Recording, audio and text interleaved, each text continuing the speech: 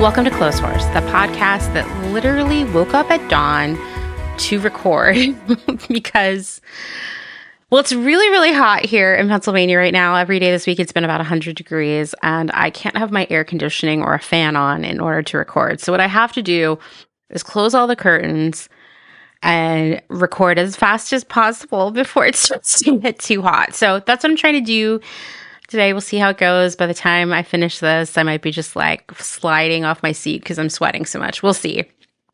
Anyway, hi, I'm your host, Amanda, and this is episode 237. Would you be surprised to hear that your favorite shoe brand is neither as like countercultural / punk as it portrays itself to be, nor is it even family owned? What if I told you that wealth, inequality, and shoes are directly connected?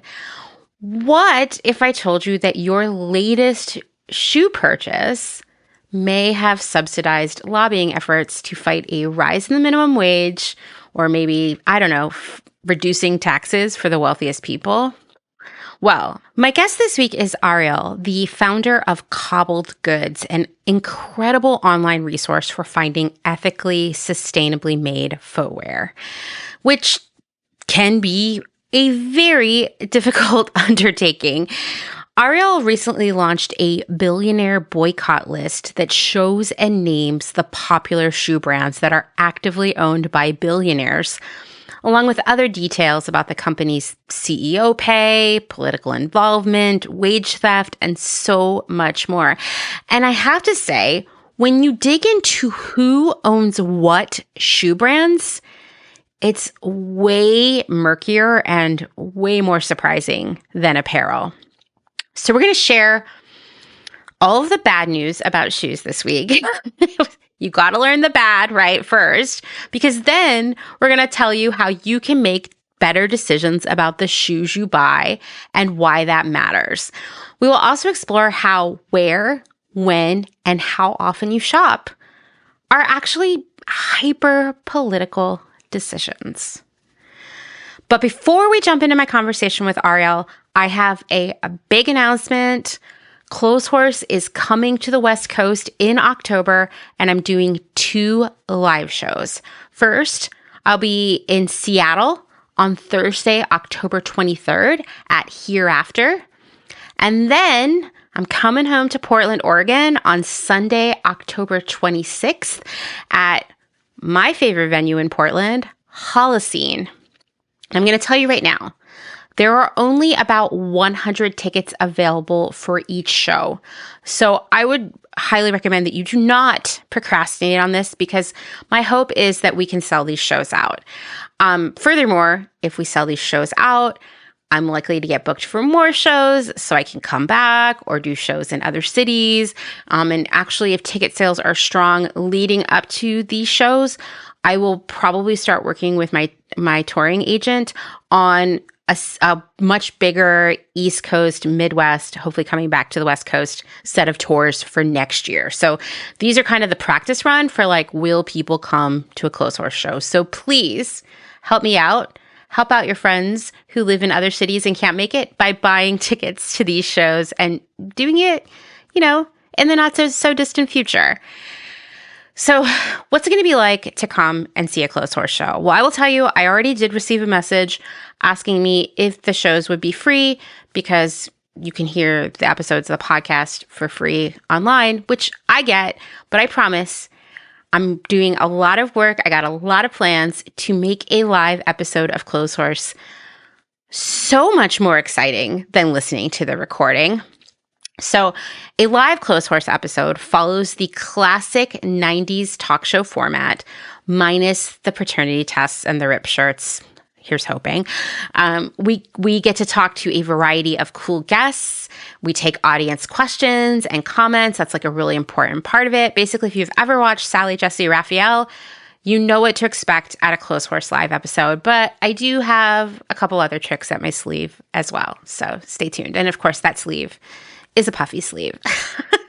So I'm still finalizing the guests for Seattle, but I will just say that the tentative theme is how you as an individual can make a difference in your community. And as soon as I have all that finalized, I will let you all know. You'll be the first to hear. Portland is officially finalized, ready to go. I'm so excited about this show. I think it's going to be so good. The theme of the Portland show is rebuilding and reimagining. That name really coming from my own experience moving to Portland right after the death of Dylan's father and using that moving to that city, I guess I would say, to rebuild and reimagine my own life after some very traumatic stuff, right? So we're not going to be talking about my life in that episode. We're actually going to be talking about how we can bring back sewing as a common skill, how we can rebuild and reimagine sewing here in the United States and really, Canada, everywhere, the world, the universe, whatever. This episode will get started with a little walkthrough of where and how sewing became a less common skill here in the United States and why/how the removal of home economics education from school curriculums actually fueled increased consumerism and maybe, just maybe, helped fast casual restaurants become massive chains in this century. I'm just saying, among other things. Trust me, it's all connected. I'm really, like I said, excited about this conversation, and I am just beyond excited about the guests. So first guest is going to be the best sewist I know, and that says a lot because I know a lot of really incredible, talented sewists, but it's my stepmother, Karen McCarty. She's going to tell us about how she, as a baby boomer, learned how to sew and how that skill has impacted her entire life. Next, we're going to have the owner and designer of Alter, which is a clothing brand and boutique based in Portland, maker of my favorite swimsuit and skirt, by the way, Cassie Ridgway. She's going to talk about how and why she learned to sew and the challenges of manufacturing clothing here in the United States. There are many obstacles. Don't worry. We'll be talking about all of them. And then my final guest is Frances Antonopoulos, the founder and director of Sincere Studio, Portland's first and only nonprofit sewing studio. Sincere Studio is on a mission to educate everyone about sewing. And Frances is going to explain why they were motivated to start Sincere Studio and why teaching sewing in 2025 is an extremely important and very radical act. Also, just throwing this out there, Frances and I are working on a Halloween-themed sewing event at Sincere Studio that'll be happening on the 25th of October. Stay tuned for more details. We'll have all that for you as it develops, but we're committed on that date for the event, so it's definitely happening. I am in the midst of trying to figure out an after party for the Portland episode, and also perhaps if I can find a place to do this that isn't going to charge me money to do it, a exciting evening or afternoon of Brenda, aka Slow Fashion Trivia Bingo. It's so much fun. We played it at the Clotheshorse Jamboree, and I would love to get a bunch of people together to play it in Portland. So while we're not officially having a Clotheshorse Jamboree in Portland, I think we can have a little mini modified version that weekend. So stay tuned for more details. If you have a space where we could do Brenda, the bingo game, not the cat, let me know, because I think this would be just like another really fun thing for us all to do together. With all of that, please, like I said, go get your tickets soon. My hope is that we can, at the bare minimum, sell out Portland, because that is like what I identify as my hometown. And I know so many of you live there.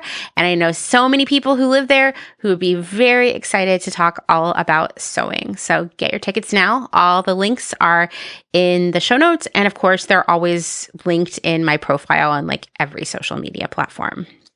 All right, I can already feel I'm starting to sweat a little bit just on the insides of my elbows, but that's where it starts. So let's jump into my conversation with Ariel.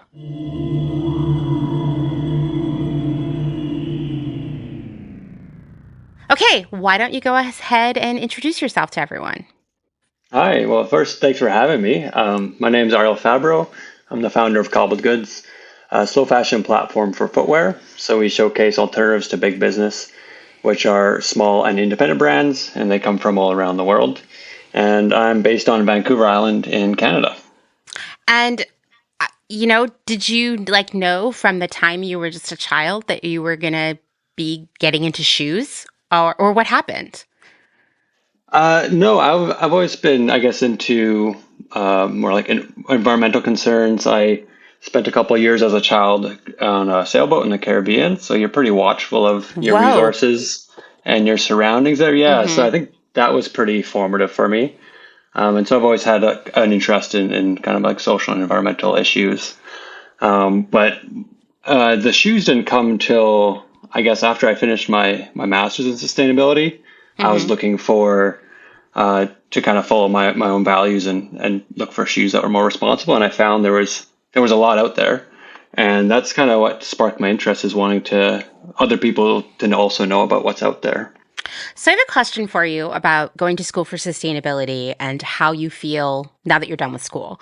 Because I get a lot of messages from people who are like, I'm passionate about the planet. I am passionate about a better world. I just finished a degree in sustainability. And now I feel just completely hopeless or disappointed or jaded, or I just don't know where to begin. Did you feel that way at first? Do you ever feel that way now? Um, I would say when I finished, I was pretty optimistic. I mean, I think there's a certain amount of like, yeah, there is a bit of, you see behind the curtain on a lot of things, how hard Mm-hmm. it is to change things. But yeah, for a long time, I was quite optimistic. It's more recently that I've started to have a lot more doubts. Oh, Uh, interesting. yeah. So I mean, maybe the people that are graduating more recently kind of are in the same situation. I mean, I want to hear like what are your doubts? And there's no wrong answer because I listen, I feel this way every day. Yeah, Yeah. well, I guess it starts like my background. Like I from school, I basically went straight into corporate sustainability. So for Okay, so I already get yeah, yeah. it. So the idea was, or small changes in big companies. That is a way to drive progress. Hmm. But after doing that for quite a while, it is just a lot of incremental change, and it just Hmm. doesn't seem like it adds up to kind of the crisis that we're facing now. As we're starting to bump up against some of the limits of what the planet can hold, and what I think societies can sustain as well. So yeah, it's definitely getting harder, and that's kind of what's channeled me into thinking about alternative routes, more bottom up approaches. Yeah, I think that's really interesting. This idea that like when you're in corporate sustainability, it is about these like small incremental changes.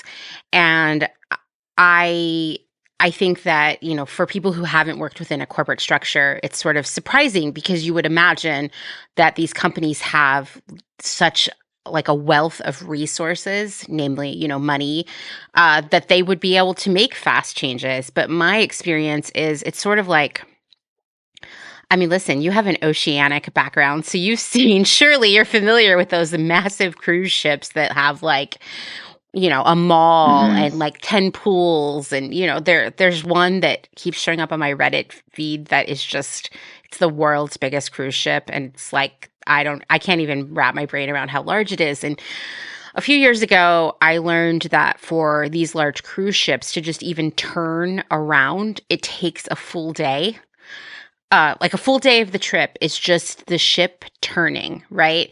And I feel quite often that that is the similar situation when we look at corporate sustainability initiatives, that they just can't do things fast. And, while I am like, obviously, like, I understand that, unfortunately, I feel like we need faster change right now. Like the time to wait for the cruise ship is long to turn is long over because there's like an iceberg right there that's going to run into you. And what we need is this faster, more significant change happening.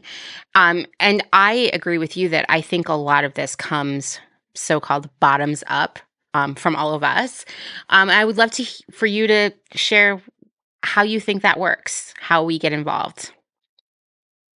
Yeah, well, I definitely agree with the slow change. I mean, the corporate sustainability or CSR, corporate social responsibility work has been around for about 3 decades since like triple Mm-hmm. bottom line was coined as a Yeah. framework. And a lot of the major metrics, if you look at inequality or emissions, they're continuing to trend the wrong direction. Yeah. And so even when you see like there's, I've worked with a lot of great sustainability teams and they're doing a lot of great work. They're very smart people, but the bigger picture is still trending the wrong way. And that's what really is concerning. And so that's where I've been super inspired by a lady named Marjorie Kelly. She's an author of a few books where she talks about like next generative enterprise design. And so she really gets to the heart of the design of a business as where decisions stem from. So who is it serving? Who's making decisions? Like where's the power in the business? And so the dominant corporate model today is all about shareholders, and I think we all know that, and that leads to perpetual drive for increasing profits, and that's where I'm really trying to get to the root of is kind of shifting away from that model. And so I think for large corporations that's really hard, but for smaller businesses, they already have a lot of that. Just inherently, they're not trying to take over the world. They're like if you think about your local barbershop, they're not trying to most likely they're not trying to expand across the country kind of thing. They're just trying to sustain their business, and I think that's kind of where it starts is businesses that have a different purpose, and it's not about being as big as possible. Yeah, I mean, I try not to be like too negative about this stuff, but I mean, I would be interested in hearing what your thought on this is, but I tend to think for these big corporations, it's too impossible or too late for them to turn it around. Like, I know that sounds so negative, but just with most of my career background being in the corporate environment, working for some really huge companies, something that I noticed year after year is, these companies have all kinds of targets, right, for sales and profitability. And, ostensibly, not all of them, but many of them say that they have goals for, reducing their carbon footprint and other sustainability measures, like how much reused materials they're used versus virgin materials, et cetera, right? But what I have noticed just in my career is that they like hitting those revenue and profitability targets is pretty much non-negotiable. And if the company misses them or your department misses them, people lose jobs, right? But when it comes to these sustainability goals that at least a few years ago, many of these brands were speaking about quite a bit. If they miss those targets, they don't really care. And no one holds them accountable for it, really. And so what has happened is I feel like actually as I dig through a lot of these brands and their, like sustainability pages on their websites, a lot of them are gone or haven't been updated since 2021. And I just think not only is it too late for them to fix it, most of them don't care anymore. I mean, what are your thoughts on that? Yeah, I mean, there's been a really big swing, I guess, kind of like the ESG backlash, Mm-hmm. kind of, I think has a lot of like political aspects to it. Mm-hmm. And I think a lot of big businesses are just kind of running with it. They're like, we're kind of off the hook a bit here. Um, and maybe it'll swing back again. I don't know. But yeah, it's definitely concerning to see that. I mean, I've had the same experience. I've seen, I've done some like a lot of benchmarking on corporate goals and seen them kind of just disappear from the internet over time. And Yeah. I mean, Yeah. one of the big ones that I think Nestle set a goal to end like child labor in their cocoa supply. That's my Like, favorite, actually. yeah, Yeah. 20 years ago, and they kicked it Yeah. down the road for 10 years, and then it just kind of disappeared. Yeah. And I think we kind of let companies off the hook, and then they set a new goal, and then we're like, oh, that looks great. and then we're like kind of behind them again, and we forget that it's kind of a pattern of behavior that is ongoing. And I think we let them off the hook a little too often. I think you're so right there. And I will tell you, like I'm coming up on 5 years of making Clotheshorse, and I don't even want to think of how many posts I've done on social media in 5 years. I'd probably be really sad if I totaled up the time I spent on them and also the time I spent responding to comments. But I'll tell you, like anything you do, you start to see patterns, and the same sort of comments show up over and over again 5 years later. Still someone will show up inevitably to say, for example, that it's not our problem as people, as individuals, to fix this situation. It's really on the corporations, and like we don't need to be involved because it's too big for us. It's their problem.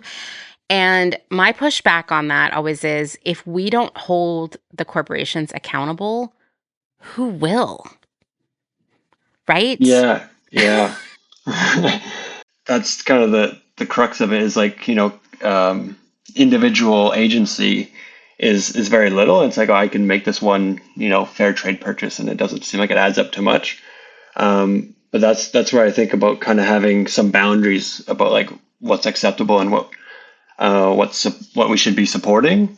And that's where I think you can really bypass a lot of that, trying to analyze every single decision, every single issue that you make when you jump ahead to look what type of business are we supporting. Right. So like small independent businesses are that, cooperatives are that. There's some newer alternative ownership models like steward ownership that also fit that, and are charting new paths. So that's where I think people should kind of think more as a collective, being part of a movement towards different purchasing decisions. Absolutely. I mean, I'll tell you, like, I make my living by working with small brands, and almost all of them manufacture in the United States. Bare minimum, they're manufacturing ethically. And the issue that they face time and time again that really holds them back is money, right? And the money comes from customers. And so their big challenge is selling to customers or getting in front of customers, having people aware that they exist, because obviously they do not have the marketing budget of, say, Nike, right? And it's essentially like lack of customers or lack of customer awareness is what is preventing them from really becoming the predominant model of how things are made right now. And to me, just working on that side of it and doing the math for these brands, I see how actually individual contribution, like our own consumer behavior, is incredibly impactful. And one customer turns into 50, turns into hundreds, turns into thousands.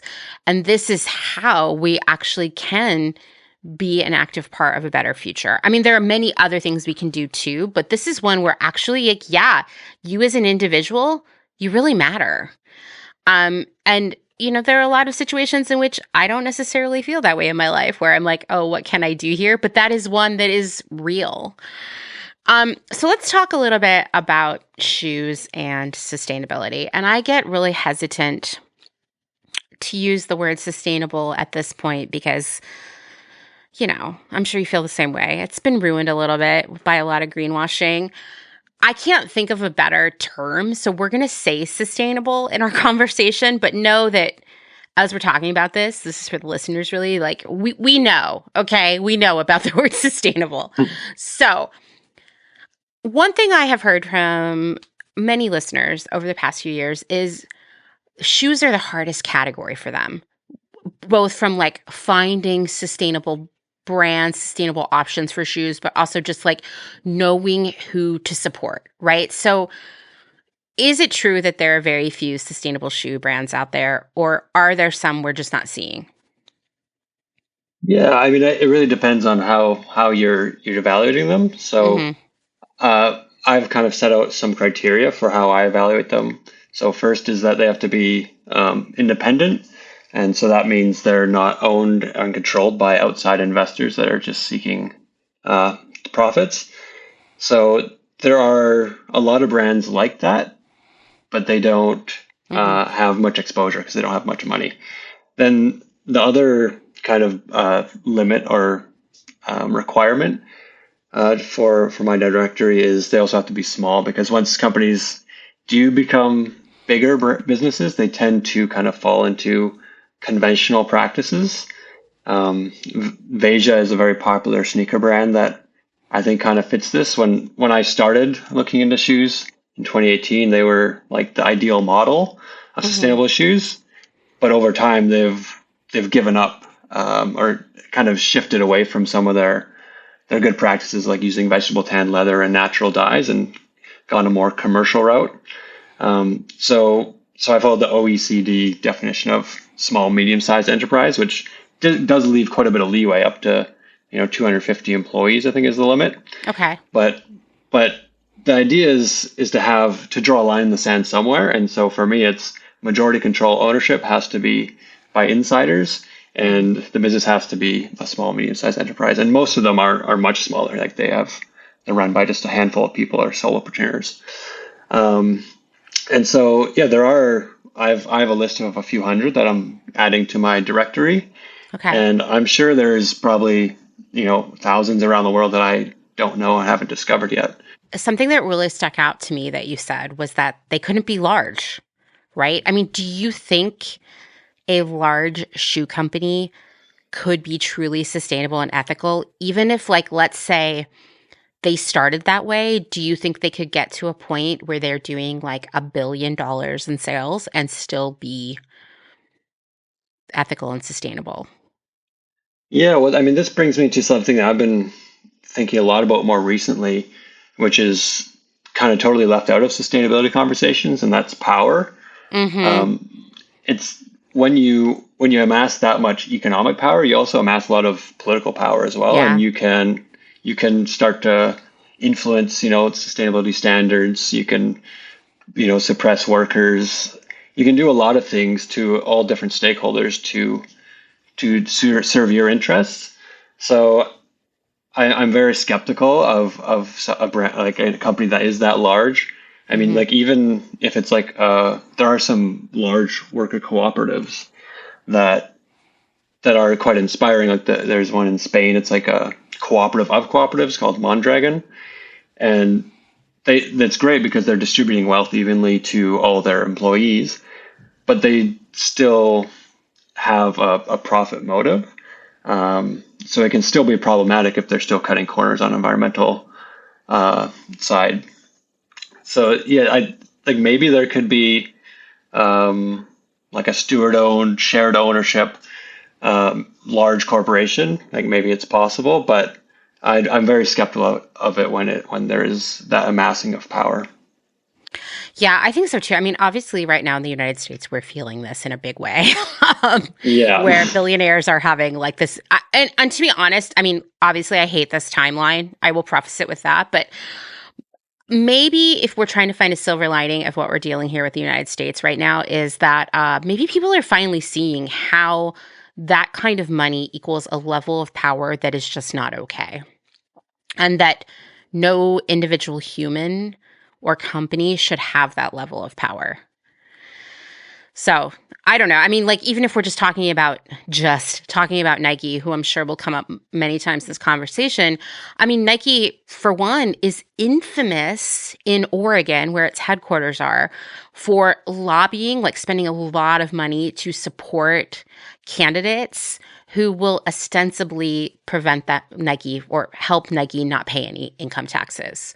That alone is not okay, right? And I think there are plenty of people who would hear that and be like, well, who wants to pay taxes? Fine. That's a more innocent use of your money and power, I guess. Although, I don't want to go into why taxes are important, but I mean, you live in Canada, so you have a better safety net, right?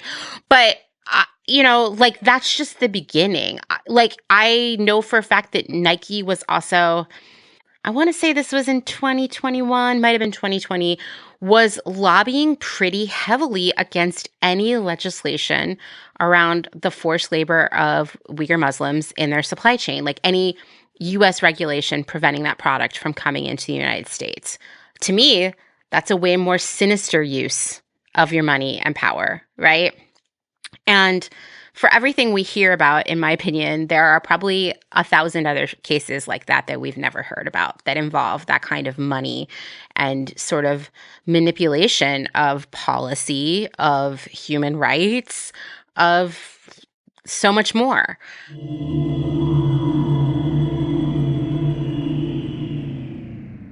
Let's take a moment to thank some of the incredible small businesses who keep Clotheshorse going via their generous Patreon support. Slow Fashion Academy is a size-inclusive sewing and pattern-making studio based in Philadelphia, Pennsylvania. Designer and fashion professor Ruby Gertz teaches workshops for hobbyists and aspiring designers so that anyone can learn the foundational skills of making, mending, and altering their own clothes. Several times per year, Ruby offers her flagship Sloper Workshop, an in-person 2-day pattern-making retreat where you will learn how to drape a set of basic block patterns that capture your unique shape and proportions.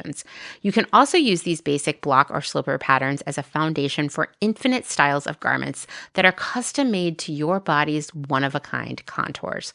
Or compare your sloper to commercial patterns to see where you might need to alter the shape. No more guessing at full bust, flat seam, or sway back adjustments. Start with a foundation that fits. Ruby also provides professional design and pattern-making services to emerging slow fashion brands and occasionally takes commissions for custom garments and costume pieces. She has also released several PDF sewing patterns for original designs under her brands Spokes and Stitches and Starling Petite Plus. I just want to also add here on a personal note that right now Ruby is actually working with me to create a one-of-a-kind, unique to me special dress that I will be wearing for all future Clotheshorse events, including live episodes later this year in the Pacific Northwest. I am so excited to work with Ruby because she is so talented and so knowledgeable about all things clothing creation. Check out the schedule for upcoming workshops, download PDF sewing patterns, and learn about additional sewing and design services at www.slowfashion.academy. And it's important for me to tell you that that's slowfashion.academy. Selena Sanders, a social impact brand that specializes in upcycle clothing using only reclaimed, vintage, or thrifted materials from tea towels, linens, blankets, and quilts. Sustainably crafted in Los Angeles, each piece is designed to last in one's closet for generations to come. Maximum style, minimal carbon footprint. Shift clothing out of beautiful Astoria, Oregon, with a focus on natural fibers, simple, hardworking designs, and putting fat people first. Discover more at shiftwheeler.com. Late to the party, creating one-of-a-kind statement clothing from vintage, salvaged, and thrifted textiles. They hope to tap into the dreamy memories we all hold. Floral curtains, a childhood dress, the wallpaper in your best friend's rec room, all while creating modern, sustainable garments that you'll love wearing and have for years to come. Late to the Party is passionate about celebrating and preserving textiles, the memories they hold, and the stories they have yet to tell. Check them out on Instagram at Late to the Party People. Vino Vintage, based just outside of LA. We love the hunt of shopping secondhand because you never know what you might find. Catch us at flea markets around Southern California by following us on Instagram at vino.vintage so you don't miss our next event. Dylan Page is an online clothing and lifestyle brand based out of St. Louis, Missouri. Our products are chosen with intention for the conscious community. Everything we carry is animal-friendly, ethically made, sustainably sourced, and cruelty-free. Dylan Page is for those who never stop questioning where something comes from. We know that personal experience dictates what's sustainable for you, and we are here to help guide and support you to make choices that fit your needs. Check us out at dylanpage.com and find us on Instagram at dylanpagelife&style. Salt Hats, purveyors of truly sustainable hats, hand-blocked, sewn, and embellished in Detroit, Michigan. Find us on Instagram at Salt Hats. Gentle Vibes Vintage. We are purveyors of polyester and psychedelic relics. We encourage experimentation and play not only in your wardrobe, but in your home too. We have thousands of killer vintage pieces ready for their next adventure. See them all on Instagram at Gentle Vibes Vintage. Thumbprint is Detroit's only fair trade marketplace located in the historic Eastern Market. Our small business specializes in products handmade by empowered women in South Africa, making a living wage, creating things they love like hand-painted candles and ceramics.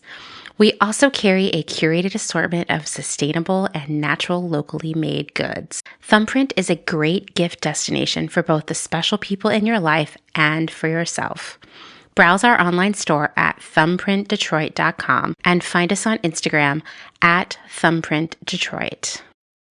Vagabond Vintage DTLV is a vintage clothing, accessories, and decor reselling business based in downtown Las Vegas, Nevada.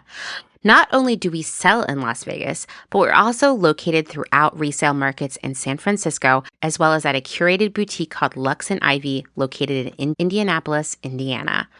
Jessica, the founder and owner of Vagabond Vintage DTLV, recently opened the first IRL location located in the Arts District of downtown Las Vegas on August 5th. The shop has a strong emphasis on 60s and 70s garments, single-stitch tees, and dreamy loungewear. Follow them on Instagram at Vagabond Vintage DTLV and keep an eye out for their website coming fall of 2022.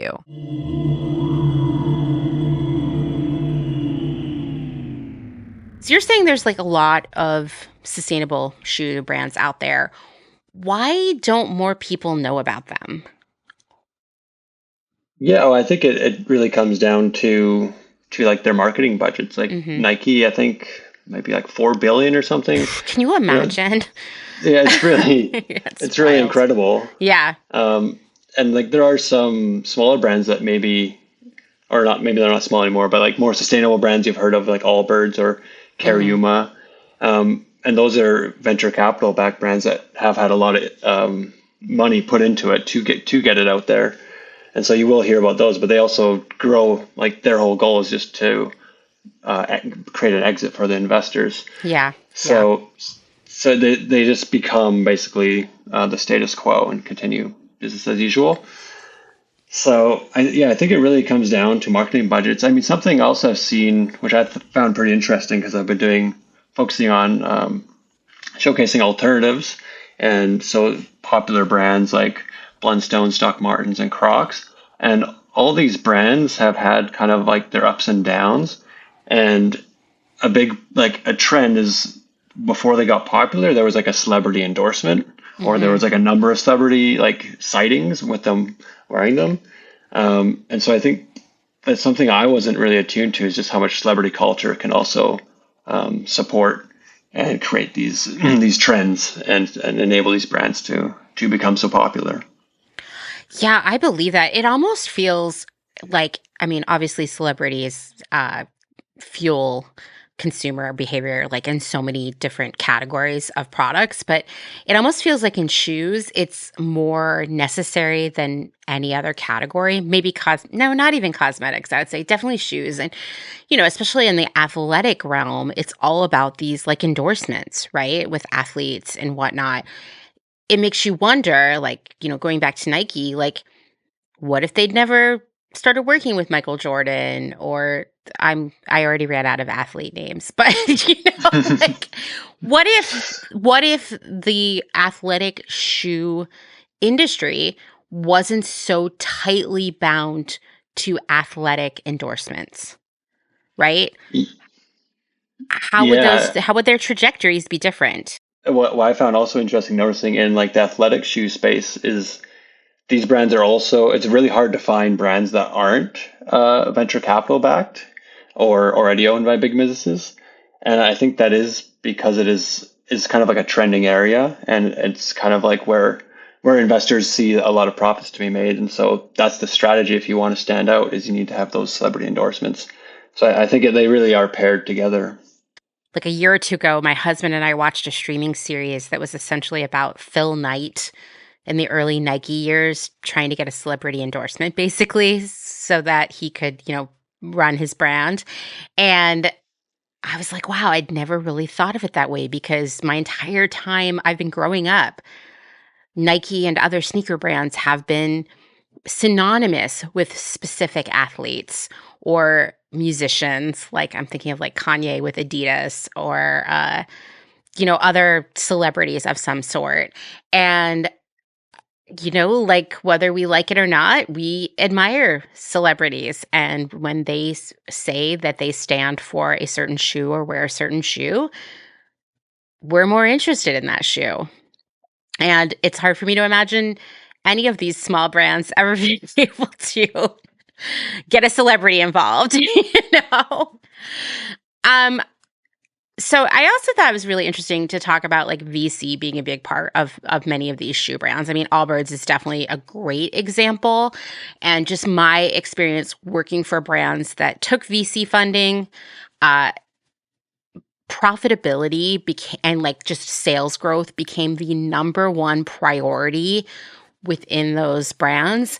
And honestly, we had to start making decisions that did not align with our original values. So I was wondering, do you know any shoe brands who have been able to grow, obviously not to like the $1 billion mark, but maybe like a more medium-sized shoe brand without VC funding? Yeah, there's definitely a number of them. They tend to be a little bit older. Like normally they Hmm. started as like a family business, like maybe 50 years ago or something, and they've kind of continued to maintain like a Right. modest level. I Yeah. mean, there's one you maybe have heard of like Okabashi. Oh, yeah, yeah, yeah. They're one that was founded by I think, Iranian immigrants. Yeah, some decades ago. I can't remember exactly. And they've kind of maintained. They're in like the medium-sized business range, but they're not that large, and they're maintaining like production in the U.S. and doing quite a lot of good things. So like that's like the upper limit of the types of brands I would include, and there are a number of examples of them. Yeah, I mean that's so gratifying to know. It does seem like, well, and we'll get to this later. There were a lot of shoe brands that were started as family owned and have been around for 50 plus years. That at some point sold off in this century, which we'll talk about later. But it does, like, if you have time, brands can grow organically without losing sight of what matters. But for a lot of these other large shoe brands, it's kind of impossible, right? And that's why we see a lot of greenwashing. And I will say that I think that greenwashing is not as prevalent right now, not because shoe brands have fixed everything, right? But more that they seem to think I can't tell if this is like a cynical like marketing decision or because they realize they haven't actually been doing anything to meet their sustainability goals. I'm not sure which it is, but I'm seeing a lot less greenwashing now because brands are just speaking to it a lot less. Do they think customers have stopped caring about sustainability? I'm not really sure. But that said, there is still greenwashing in the shoe world. Could you give us some examples of the most common greenwashing you see? Yeah, for sure. I think um, like just from what I've seen, like big businesses especially are very good at hiding things in the details. Hmm. Um, Yeah.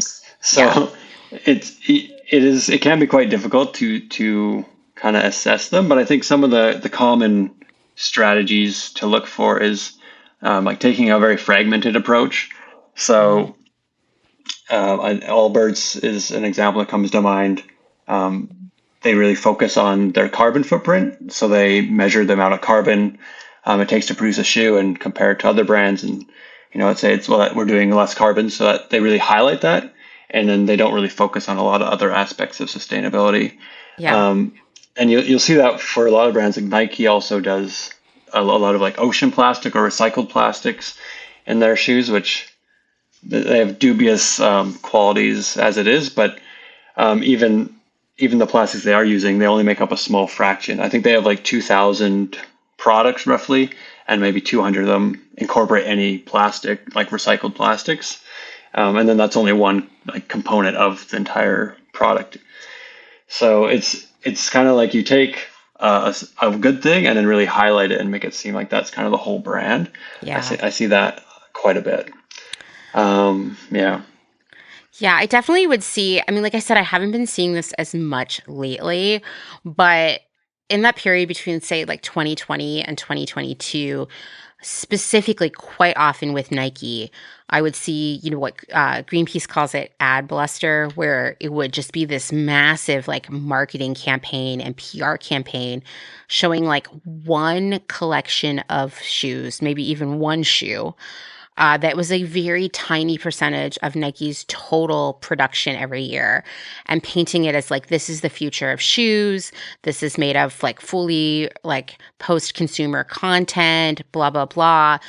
But and it would be easy to fall for that, right? Like, wow, here's a company that's really innovating and like really making a difference out there, right? But then you like, if you took another minute and thought, like, wait, this is just like one shoe. Like if they really had a commitment to this, why aren't all the shoes made this way? And when we talk about sneakers specifically, like that's a category that is like really rough from an environmental perspective.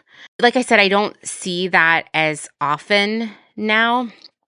But the other thing that I would quite often see, and I'm curious, like, for your thought on this, is we might see something that is like has some sort of post-consumer material incorporated in it, but we rarely see people talking about the leather content of shoes or leather component of shoes. And I just wanted to know, like, your thoughts from like the sustainability of leather. Like, what are the issues there, and can it be done better?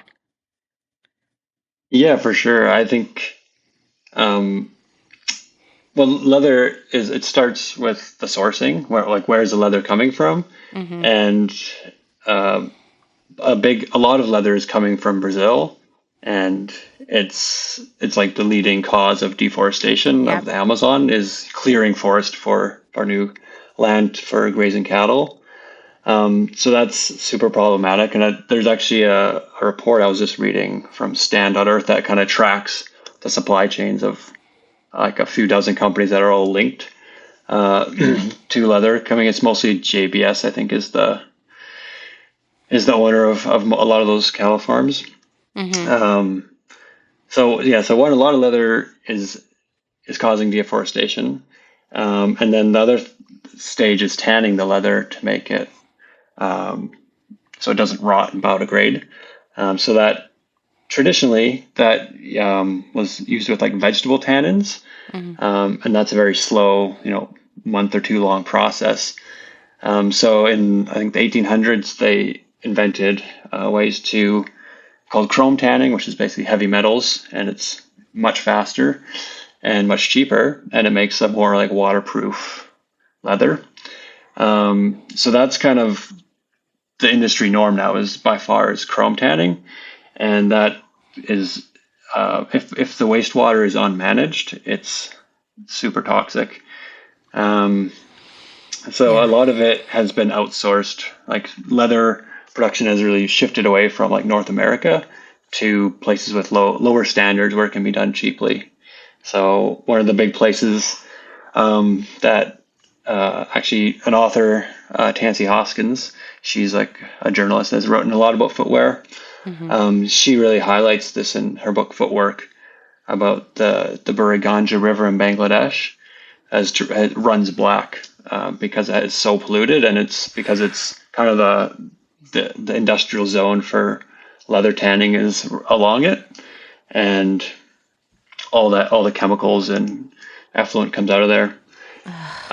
So yeah, the river's like biologically dead, and the workers that are working in those factories, they're being exposed to like carcinogenic chromium 6, and that's I think shortened their lifespan to like 90% of those workers die before the age of 50. Oh my So gosh. it's extremely hazardous, and I don't know like the percentage of leather that comes from there, but I know it's a major a major production sector. So yeah, and then there's the finishing the leather where a lot of leather, especially chromium 10 leather, can be cut into quite thin sheets. And then they'll layer like plastics often on top to make it shiny or smooth. So a lot of leather that you buy couldn't really biodegrade anyway because it's covered in plastic. I mean, this whole thing is just so devastating. Like to think about, okay, so we're talking about a black river that is biologically dead. We're talking about workers making this leather and not living beyond 50. And that's depressing, right? I will tell you that yes, people overconsume clothing for sure. I think that people actually overconsume shoes even more, which is not to say probably in the average closet, there is more clothing than shoes, as there should be. But I would ask everybody who's listening to this, how many pairs of shoes do you have in your closet that you've worn once? 5 times, maybe. How many shoes do you actually wear on a daily basis? Because I've worked as a buyer in shoes, and let me tell you, our whole goal was to get people to buy as many shoes as possible all the time. And there is no sustainable way to buy more shoes than you need, to make more shoes than we need, because we're talking about leather here. And yes, there are less harmful, let's say, ways to make leather shoes. Vegan leather shoes, for the most part, tend to be plastic as well, and they're deeply problematic as well. Like, there's just no reason that we need all the shoes that we need, but we sure are being sold a lot of shoes all the time. And also, like, there is this whole, like, I don't know, like, social trope that women are supposed to have a lot of shoes all the time.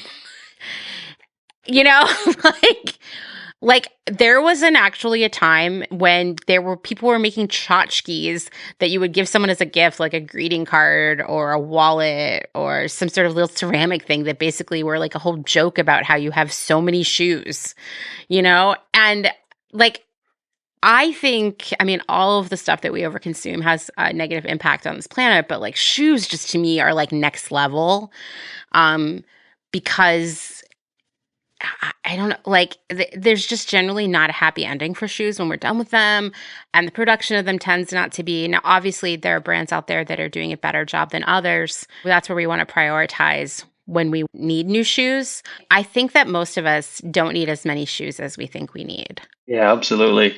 There's actually, I think for me, it kind of helps to think about, well, there's a great report from the Hot or Cool Institute that's kind of quantified how much each person, like fashion or clothing items, they should consume in a year to align with like planetary boundaries. And it's 5 items a year. And so I think if following a benchmark like that could be really helpful. So then you focus on, okay, well, if I'm only going to buy maybe one pair of shoes in a year or maybe every other year, then I'm going to make sure it's like a high quality pair. I'm going to invest in it. And that's really kind of what it comes down to, is you need to invest in, higher quality materials. And when it comes to like vegetable tan leather, it does tend to last longer. You need to take care of it. But it like a full grain vegetable tan leather shoe can last 10 or 20 years if it's well taken care of and resold. So it's like a totally different way of thinking compared to buying like a cheap pair of shoes off Temu or whatever. Yeah. Yeah. Also, just like real talk, like a lesson I've learned the hard way is that like the cheaper the shoe, the more it just totally destroys your feet and the more miserable you are, and the shorter lifespan they have. Which is not to say, like, I'm not saying you need to go buy $1,000 shoes, but like, trust me, a $25 pair of brand new shoes is $25 for a reason.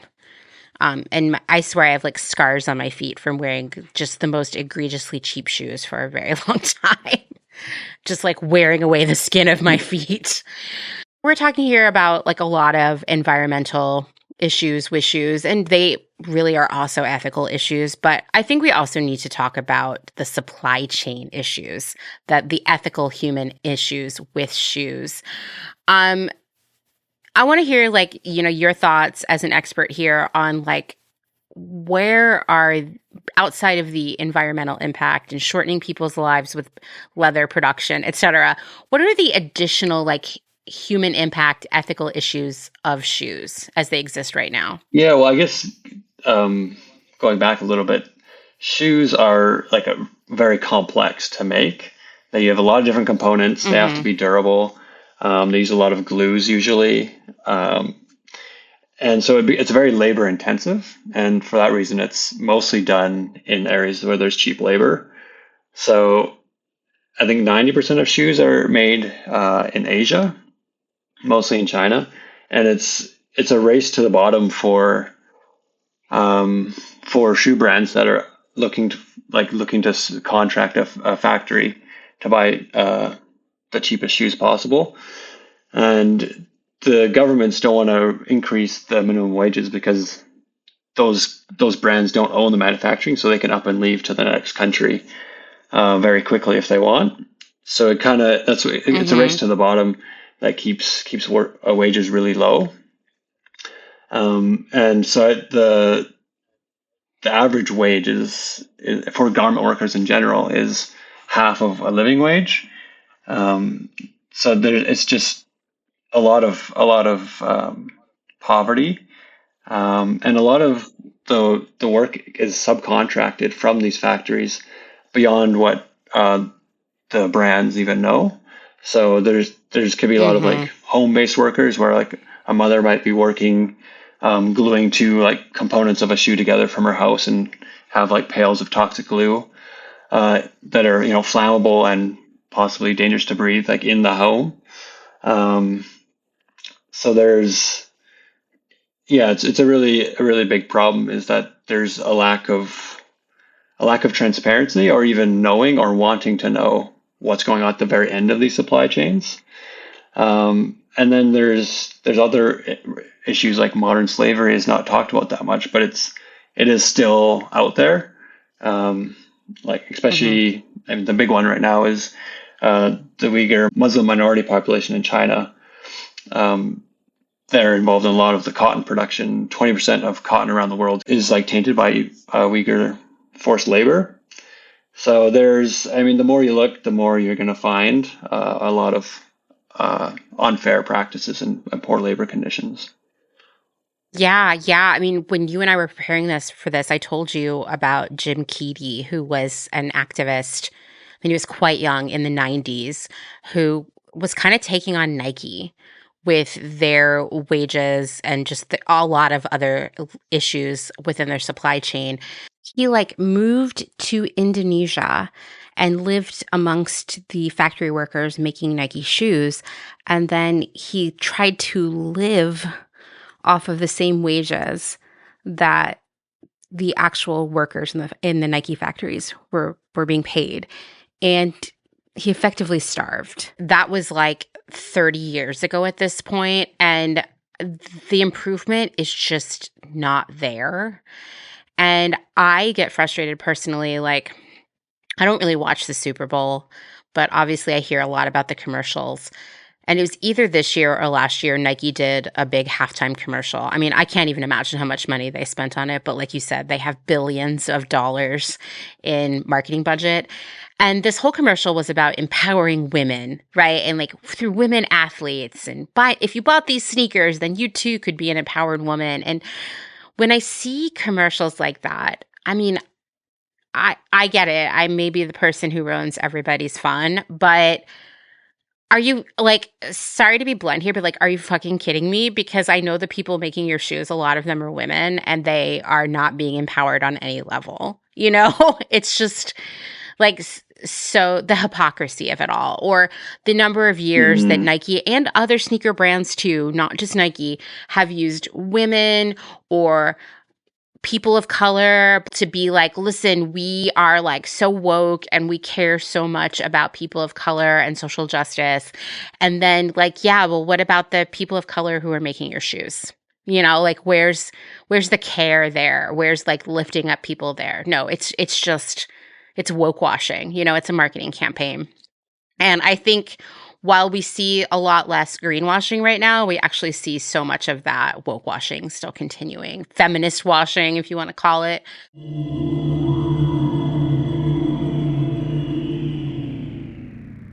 If you're enjoying this episode, then this is a great time to remind you that my work here at Clotheshorse is made possible by the support of listeners like you, just like NPR, and these great small businesses. Please go give them your support. Blank Cass, or Blanket Coats by Cass, is focused on restoring, renewing, and reviving the history held within vintage and heirloom textiles. By embodying the love, craft, and energy that is original to each vintage textile as I transfer it into a new garment, I hope we can reteach ourselves to care for and mend what we have and make it last. Blank Cass lives on Instagram at blank_Cass, and a website will be launched soon at blankcass.com. Located in Whistler, Canada, Velvet Underground is a velvet jungle full of vintage and secondhand clothing, plants, a vegan cafe, and lots of rad products from other small sustainable businesses. Our mission is to create a brand and community dedicated to promoting self-expression, as well as educating and inspiring a more sustainable and conscious lifestyle, both for the people and the planet. Find us on Instagram at shop_Velvet Underground or online at www.shopvelvetunderground.com. St. Evens is a New York City-based vintage shop that is dedicated to bringing you those special pieces you'll reach for again and again. More than just a store, St. Evens is dedicated to sharing the stories and history behind the garments. 10% of all sales are donated to a different charitable organization each month. New vintage is released every Thursday at wearstevens.com with previews of new pieces and more brought to you on Instagram at wear_st.evens. That's Wear St. Evens. Country Feedback is a mom and pop record shop in Tarboro, North Carolina. They specialize in used rock, country, and soul and offer affordable vintage clothing and housewares. Do you have used records you want to sell? Country Feedback wants to buy them. Find us on Instagram at Country Feedback Vintage and Vinyl, or head down east and visit our brick and mortar. All are welcome at this inclusive and family-friendly record shop in the country. Republica Unicornia Yarns, handmade yarn and notions for the color obsessed, made with love and some swearing in fabulous Atlanta, Georgia by head yarn wench Kathleen. Get ready for rainbows with a side of giving a damn. Republica Unicornia is all about making your own magic using small batch, responsibly sourced, hand-dyed yarns and thoughtfully made notions. Slow fashion all the way down and discover the joy of creating your very own beautiful hand-knit, crocheted, or woven pieces. Find us on Instagram at Republica_Unicornia_yarns and at www.republicaunicornia.com. Picnic Wear, a slow fashion brand ethically made by hand from vintage and dead stock materials, most notably vintage towels. Founder Danny has worked in the industry as a fashion designer for over 10 years, but started Picnic Wear in response to her dissatisfaction with the industry's shortcomings. Picnic Wear recently moved to rural North Carolina, where all their sewing and accessories are now designed and cut, but the majority of their sewing is done by skilled garment workers in New York City. Their customers take comfort in knowing that all their sewists are paid well above New York City minimum wage. Picnic Wear offers minimal waste and maximum authenticity. Future vintage over future garbage. Cute Little Ruin is an online shop dedicated to providing quality vintage and secondhand clothing, vinyl, and home items in a wide range of styles and price points. If it's ethical and legal, we try to find a home for it. Vintage style with progressive values. Find us on Instagram at Cute Little Ruin. Is there a little bit of Italy in your soul? Are you an enthusiast of pre-loved decor and accessories? Bring vintage Italian style and history into your space with the Pewter Thimble. We source useful and beautiful things and mend them where needed. We also find gorgeous illustrations and make them print-worthy. Tarot cards, tea towels, and hand-picked treasures available to you from the comfort of your own home. Responsibly sourced from across Rome, lovingly renewed by fairly paid artists and artisans, with something for every budget. Discover more at thepewterthimble.com. Deco Denim is a startup based out of San Francisco, and it sells clothing and accessories that are sustainable, gender fluid, size inclusive, and high quality, made to last for years to come. Deco Denim is trying to change the way you think about buying clothes. Founder Sarah Mattis wants to empower people to ask important questions like, where was this made? Was this garment made ethically? Is this fabric made of plastic? Can this garment be upcycled? And if not, can it be recycled? Sign up at decodenim.com to receive $20 off your first purchase. They promise not to spam you and send out no more than 3 emails a month, with 2 of them surrounding education or a personal note from the founder. Again, that's decodenim.com.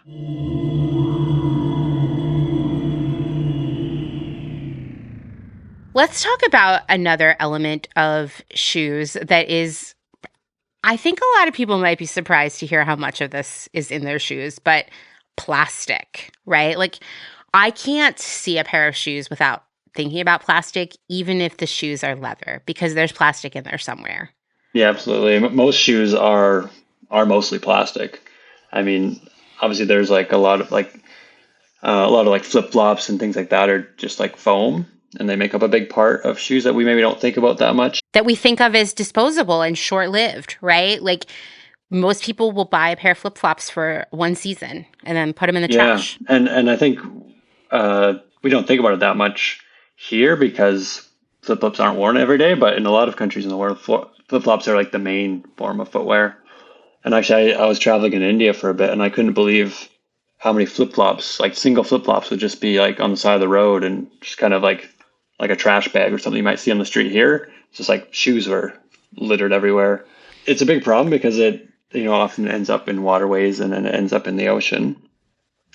And the other thing is polyester in general in fashion is a form of plastic that has really risen to become like the most common fiber used in fashion. It's grown 5 times since the 80s. And the reason for that is that it's really cheap. And it's really a big part of what's enabled the rise of fast fashion and all this super cheap clothing is because you can just put something together out of cheap plastic. And then the thing is, it's also not very recyclable, but especially when you blend like polyester fibers with cotton or with other things, it becomes extremely difficult to separate it out. And then especially with shoes, you have like 30 or 40 different small components glued together, and some of that's leather, some of it's plastic. Recycling that is it's not really viable unless you just kind of crunch it all up and put it into like, I think Nike Grind had the program where they're putting into like playground mats or something. Yes, but like how many playground mats does the world need? Yeah. Yeah, and it's more of a downcycling than recycling. Yeah. The big thing that's been a big trend, which kind of goes back to the greenwashing, is recycled polyester. So polyester is also called PET, and that's what's used to make like water bottles and pop bottles. And so they, in the pop bottle or water bottle industry, they are pretty good at recycling that. At least they're able to if they do collect it. And so the fashion industry, now that it's become an opportunity for sustainable marketing, they've started to pull bottles from that that were already going to be recycled back into bottles. They've pulled it into fashion, where it's not going to end up being recycled. It's very unlikely that it will be. So 99% of the recycled PET that's used in fashion is coming from the plastic bottles. So it's not really a net benefit adding it to plastic. I mean, there's some cases where you're sourcing it from somewhere else, but most of it's not the case. And then on top of that, you can't necessarily trust, where it's coming from Yep. There's, I remember reading a report.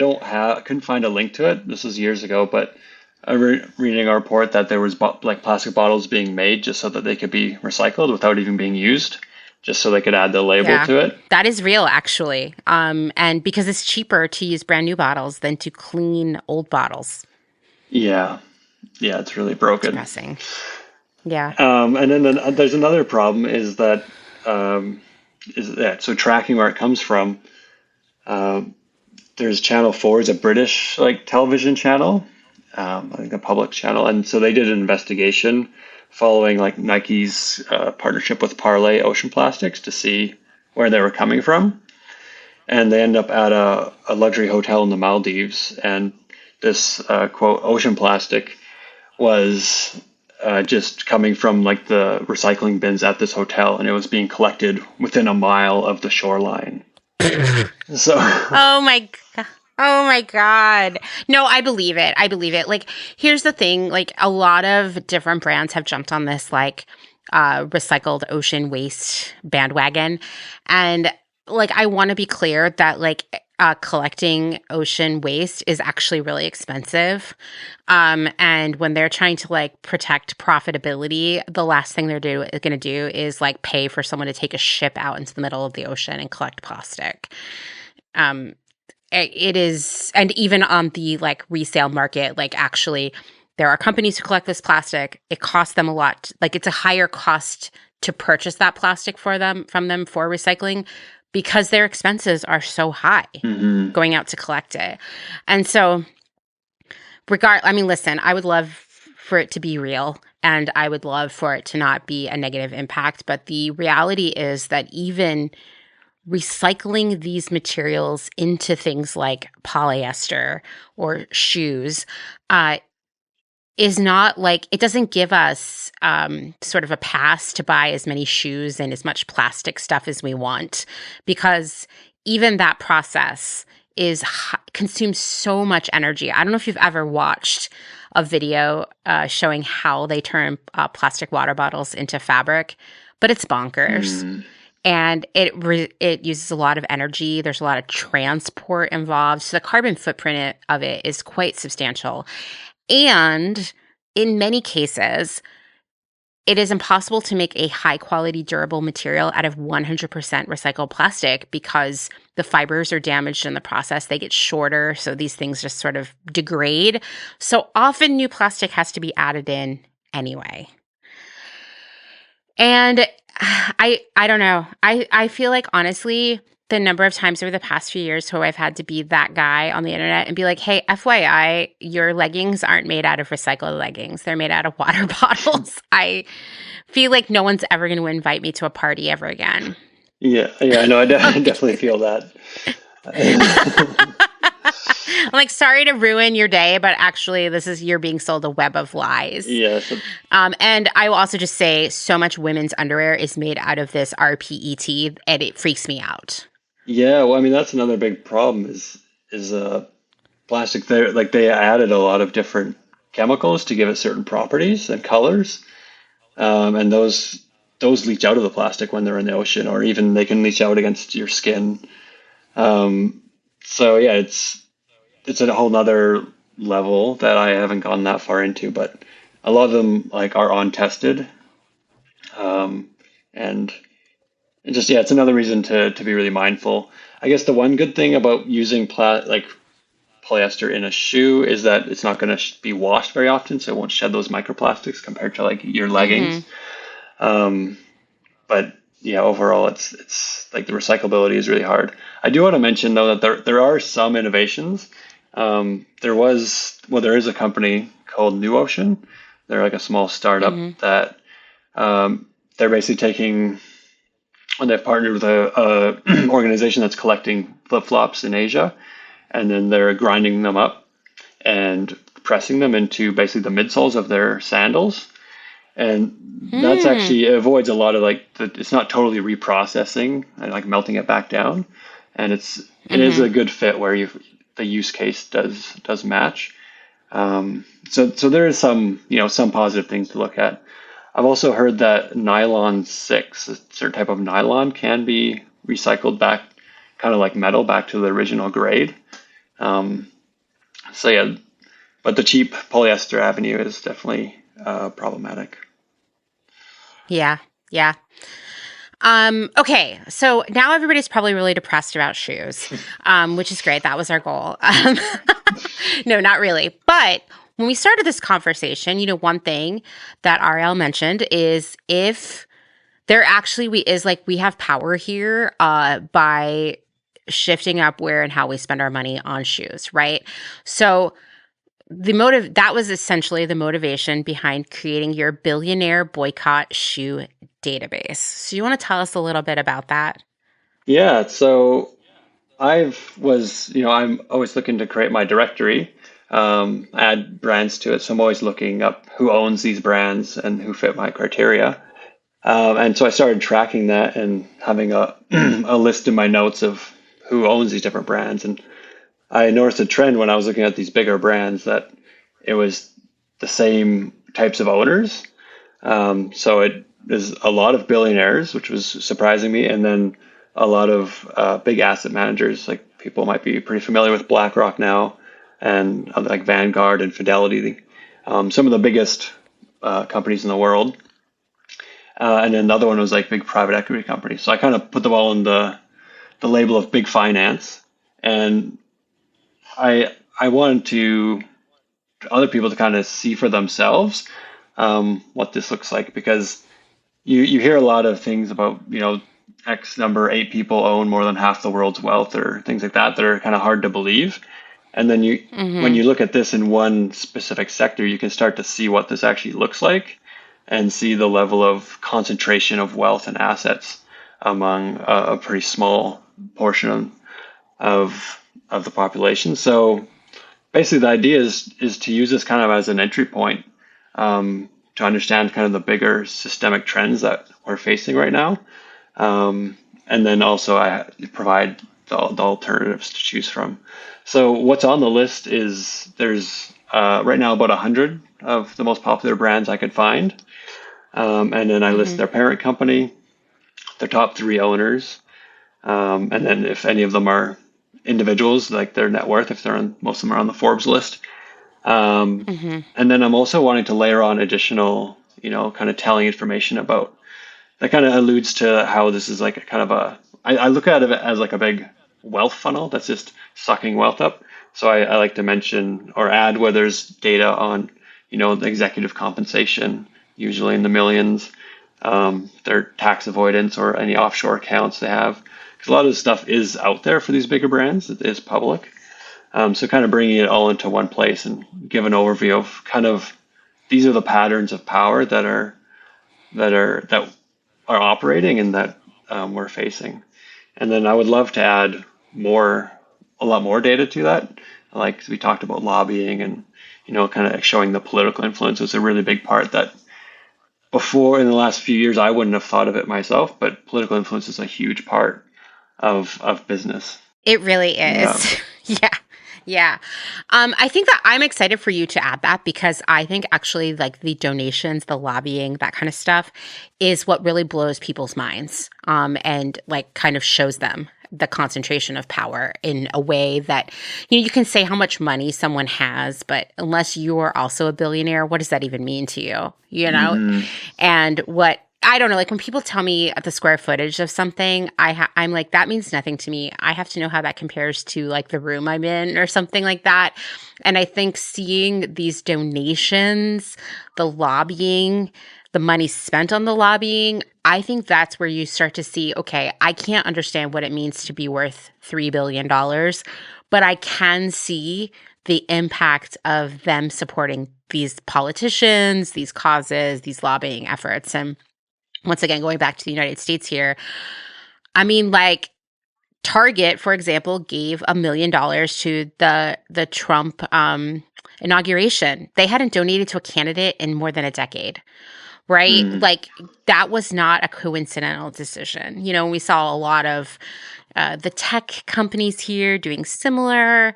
Over the years, I've seen so many different companies lobbying against, raising the minimum wage or regulation of their industries, et cetera. And this is where your being a billionaire, I mean, well, there are many reasons that I have a problem with people having $1 billion, but like this is where it becomes like incredibly problematic on a massive scale, right? That it might be invisible to us, but impacts our individual lives every day. So, in your research, were there brands that surprised you the most to find were like owned by a billionaire? Yeah, I think for me it was some of the brands that kind of have like a counterculture image. So Mm-hmm. like the first one was Doc Martens. Um, they got bought by a private equity company in 2013 or so. Mm-hmm. And like their history is being a punk icon, and private equity is known as kind of like the vultures of capitalism, kind of like the Yeah. antithesis of of being anything punk. So I mean I guess maybe like they're more of a mainstream brand now. It's not really punks that are buying them, but for me that was it's just like a great irony to see that. And then also like the company is Primera is the name. Within Mm-hmm. about 10 years, they started going public with the brand and selling it for Mm-hmm. 10 times, like not the whole company, but selling portions of it for 10 times the price they paid. So you can just see like if you think housing's gone up a lot compared to what private equity is making, it's actually not nearly as fast. So Yeah. and then it's also interesting to look at what other brands they own because they're not into footwear private equity. They're into anything that they can get a lot of money from. So they own other fashion brands like Golden Goose and Hugo Boss, but they also own All Trails, Ancestry.com, and like 90 other companies. So Of course they do. I mean, this is the thing that you start to see when you dig into this is they like own everything. It's wild. And the fact that it's all this stuff in these different consumer categories, different industries kind of proves that there's not really like expertise coming from the top. I mean, Docs, I will tell you as we list some of these brands, if you really think about it, you will be like, wow, now that you mention it, I did start to see like a lot more different kinds of docs out on the market. I may have heard or experienced firsthand sort of like lower quality in the shoes, which with docs, it's like extreme. It's so bad. Um, I may have started to see these brands at like off-price stores when I'd never seen them there before. Like I don't know if you have these in Canada, but like TJ Maxx and Marshalls and Nordstrom Rack and whatnot. You may have noticed that these sites for these brands are always having a lot of sales and just constant launches of new products. When you actually start, when you know that something is owned by one of these like private equity firms, like a shoe company, you look back and you're like, oh yeah, they do kind of suck now. I see it. It's like very obvious. mhm. What's another brand that surprised you? Because you said, like counterculture brands Yeah, that have are no longer owned by their original owners. yeah. So another one is Birkenstocks. I think this one might Yeah. be a little bit more upsetting for some people. I mean, they haven't sold out on the quality, I would say yet. I mean, I think they're starting to.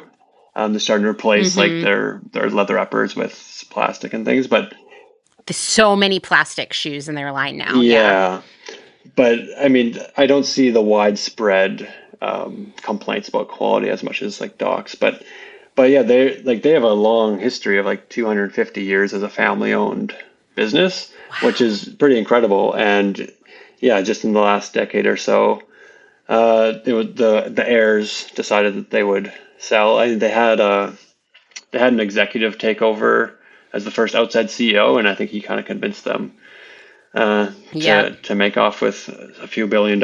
And yeah, they sold to the biggest fashion conglomerate, LVMH, which is owned by Bernard Arnault, who's like the sixth richest person in the world right now. Mm-hmm. So they've just been Mm-hmm. absorbed into this big conglomerate, and yeah, like once that happens for me, I just kind of expect things to get worse from there. Um, yeah, and so that's why I like these brands have started focusing on writing some guides of like other brands you can support instead. Because I mean, Bernard Arnault is like a great example of he's a he's from France, and he's a great example of that using political influence. That's actually quite Mm-hmm. public. You can read a lot about it. Kind of similar to Elon Musk in the States, where he really has his hand in the government. Um, yeah. Yeah, yeah, I hate it. I mean, he was also at the inauguration, and LVMH. I mean, in addition to owning Birkenstocks, which blows my mind, by the way, they own a lot of luxury brands, which are also sort of infamously going down in quality over the past decade. LVMH also owns Sephora.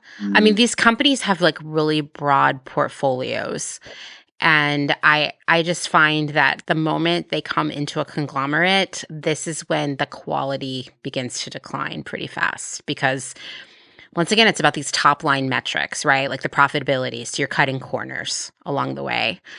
When you and I were prepping, I told you about how I'd had this like really illuminating moment when I was working on an episode about Forever 21 when I discovered Authentic Brands Group, which is like another like private equity group that owns a lot of brands, like a very diverse range of brands. And I was kind of struck by, from both an apparel perspective, but also a shoe perspective, how many brands they own that, at least here in the United States, we might think of as like premium or almost like a heritage brand, like brands our grandparents wore.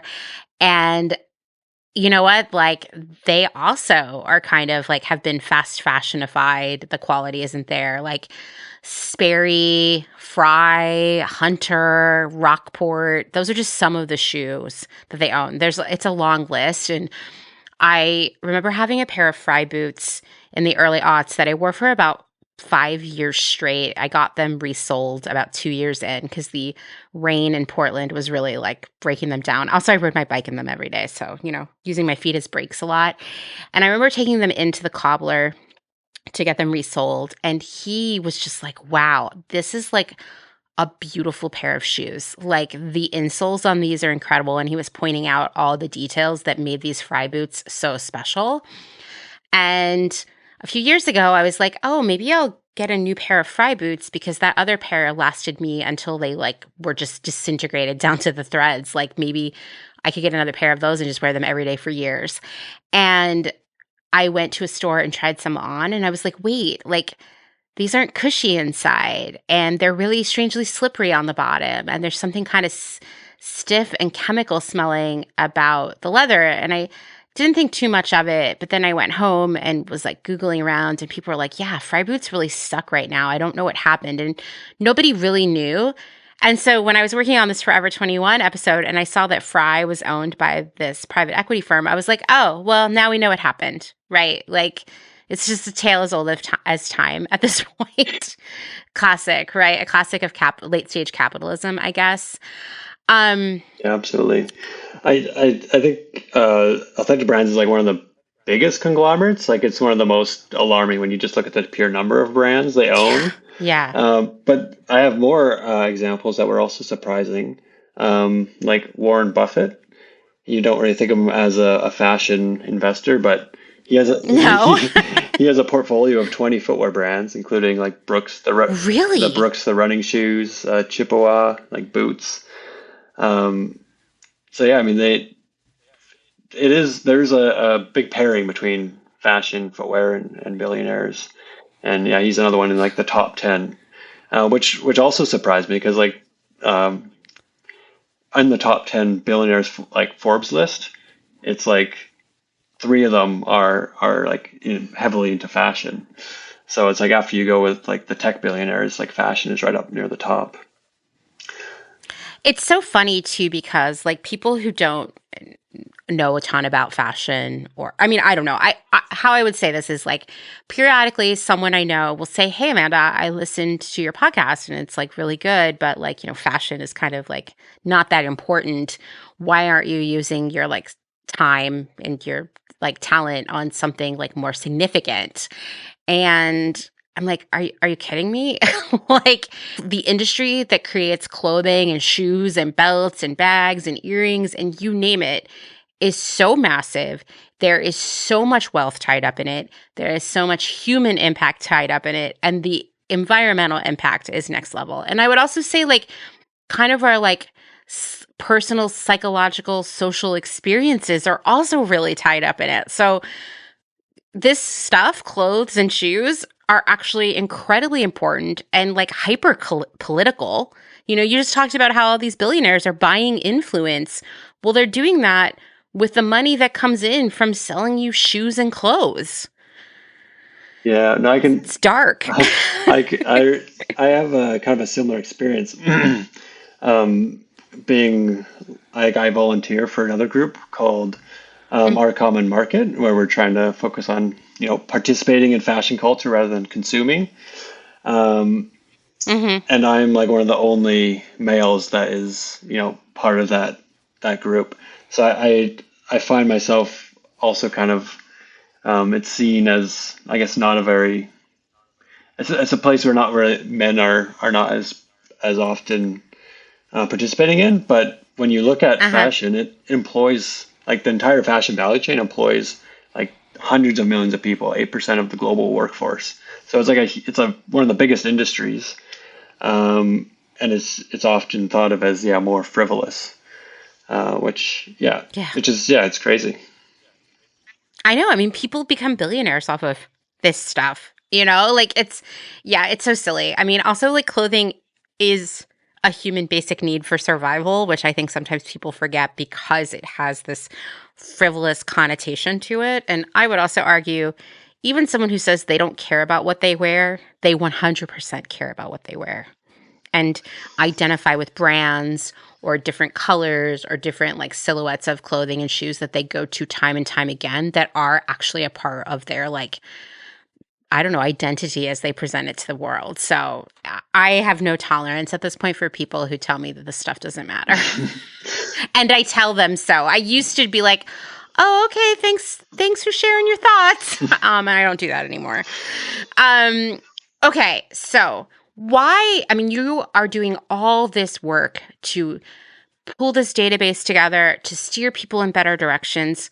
Why is it important to know the truth about these brands and who really owns them? Yeah, I mean, I think we touched on a bit, but it's really about seeing that there's patterns of behavior behind how Mm-hmm. these brands operate. And if we just, look at their sustainability report and see, oh, they have this certification, I guess, I could be happy enough with that. We're kind of missing the bigger picture. And I think it's really important to see that bigger picture, that, wealth inequality is increasing. Emissions are increasing, overproduction is, marching ahead. And for me, it really comes down to the types of businesses that we're supporting. Um, so Mm-hmm. we can create, long distance solidarity by getting behind a boycott. And Yeah. it doesn't mean you have to be behind it, with every single purchase you make. And maybe it's hard to find, a orthopedic running shoes that you need, but it's a resource that will help guide you and just very quickly be able to see kind of behind the curtain what's going on. Mm-hmm. And yeah, I think it just shows, like, as I add more data to it, there's taxes are being avoided, regulations are being co-opted, a lot of things like that. And it's just, as power concentrates, it just enables more extraction. And going back to Marjorie Kelly, she talks a lot about, maybe I'll just pull up the quote really quickly here. Um, Okay. as long as businesses are set up to focus exclusively on maximizing financial income for the few, our economy will be locked in endless growth and widening inequality. There's no amount of rhetoric or external regulation that can turn companies away from this existing mandate. So it's really about, if we are trying to expect them to be enlightened and to have non-binding, just goodwill, that can have some influence, but it's not going to change the heart of what they're doing. And we also don't have the power to regulate them. We need to go deeper. We need to go to the heart of the business, and that's who owns it. That's the purpose of it, and that's who controls it. Mm-hmm. I mean, what do you say to people who say like, "Oh, these like boycotts, they have no impact. Like what a waste of your time. Like you could be doing something more impactful." Yeah, I mean, I think you might be misunderstanding it, but if you think that you're going to make a big financial dent in like 100 of the biggest companies in the world, I think that's probably not going to happen. But you can, create a collective consciousness around that this is an issue, and because I think I said this before in our chat before, it's not really about footwear. It's about a Hmm. bigger picture of Yeah. how businesses are operating, and this is a good gateway to see it because it is actually one of the more extractive areas as we've talked about.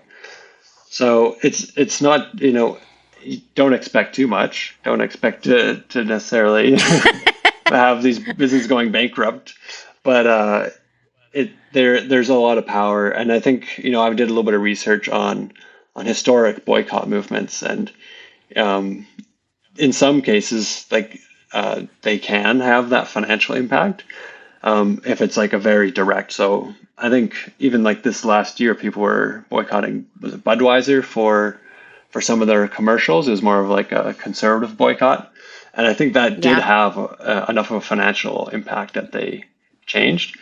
But also, like the reputation of a brand is very important for them, and Yeah. so that's also a lever of change, and you can push on that by creating awareness and addressing it, and then it's just being happy that your dollars aren't just funneling up to the top.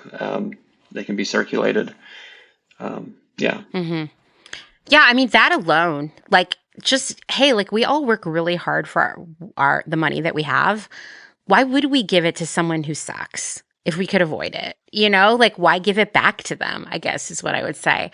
And I will say like the thing about boycotting, if we're looking at it on like what are the macro effects of it, not just like the personal impact of it, it takes time, and it takes more people getting involved. And you can really lead by example by telling people why you don't buy this brand of shoes and instead you're doing this, or why you're getting your shoes repaired instead of buying a new pair. Like, this is how we start social trends that become movements that create sustainable, permanent, long term change. And we're kind of seeing that right now here in the United States with the boycott of Target. Like, I want to say we're about 3 months into it. And I'm telling you, the impact is there. Like foot traffic has been down week after week after week. And the CEO, who seems like he's really bad at his job, is actually like losing money. And, like his compensation for the year has gone down quite a bit. And the press, like the media, is picking up on these things and talking about it more, which means then it reaches more people too. And it, like you said, like brand reputation is so important to these brands that it will force something at Target. Like something will happen in the next couple of months. Like the CEO might need to step down. They might bring back DEI. I'm not sure what they're going to do, but we're reaching a tipping point there. And yeah, it doesn't happen in one day. It doesn't happen in 1 month, but it does happen over time. And so it's important to stick to it as to the best that you can and get more people involved in it. So now that we've depressed everybody about shoes or freaked them out, I thought we could like end things here with just how you could give people advice about like, listen, from a sustainability perspective on a personal level, how can you have a more sustainable shoe situation? Yeah, I mean, I think it just comes down to first not over consuming. So Mm-hmm. giving yourself a limit. Um, and then when you do buy shoes, look for investing in the long term, and if that means paying a bit more, um, if you look at kind of the broader benefits to like your foot health, to the quality, to the workers, it adds up and is usually worth it. So Mm-hmm. I think that's a big thing we miss is we focus only on price and not kind of the total value that you're getting for a pair of shoes. And shoes that are resolable, they really can last a long time, and it kind of gets almost back to like a different kind of materialism where you're caring for the craftsmanship that went into it, and you have a different relationship with a personal item. And I mean, for example, I have a pair of running shoes. They're actually Allbirds that I bought secondhand, but they were pretty much new. I've had them for like 5 years, and I'm starting to now stitch them because they're like a knit fabric. So there's holes, and I'm stitching them with like colored thread, and it's kind of like the visible mending trend. I actually think it looks pretty cool, and it's I'm sure it does. and it's kind of, you develop a different relationship with your things when you start putting that your personal time into caring for it. So I think that's kind of a big kind of shift that we can all make, and kind of extending the life of things and caring for them. I think that's so true. So I'm going to tell you something sort of embarrassing, which was that for pretty much all of elementary school, I had to wear orthopedic shoes. And I don't know if they make kids wear orthopedic shoes anymore. I don't even know if you know what they are, but they're basically like your doctor takes a mold of your foot because you have some sort of like misalignment in your ankle or knees or feet or what have you. You might have really flat feet. You might have really high arches. And then they make shoes with an insole that is specific to your foot to help correct some of those issues. And that meant that, it meant a lot of things. One, it meant that I never got to wear cute shoes. Like I seriously was wearing like grandma's shoes till like third grade. It also meant that they were really expensive. So I could only get one pair of shoes like every year, basically, like as my feet grew, like that was it. And my mom was really strict about caring for those shoes, like keeping them dry, but also spraying them with like waterproofing and cleaning them periodically, and just always like not wearing them in situations where they could be ruined, like out in the mud or something like that. And I think that we need to bring that care for the longevity of our shoes back, like to act as if we only have this one pair of shoes for a whole year, even if they are weird grandma shoes that we have to wear because they make our feet walk better. Yeah, I love that. Yeah, I think I learned a lot about caring for shoes from that time period. Now, did I then grow up and buy the ugliest, cheapest, sluttiest shoes I could find at any given point because I was like tired of like having to wear the shoes I'd worn growing up? Absolutely. Did I totally not take care of them? Absolutely. Did I occasionally lose one of the shoes? For sure. But my relationship with shoes, I brought back what I learned as a kid about making my shoes last. And also I can wear cuter shoes now. So I'm even more invested in it, Absolutely. Okay. Do you have any final thoughts you'd like to share with everyone? Yeah, well, there's one thing I didn't mention, and that's, it's a very politically polarized time.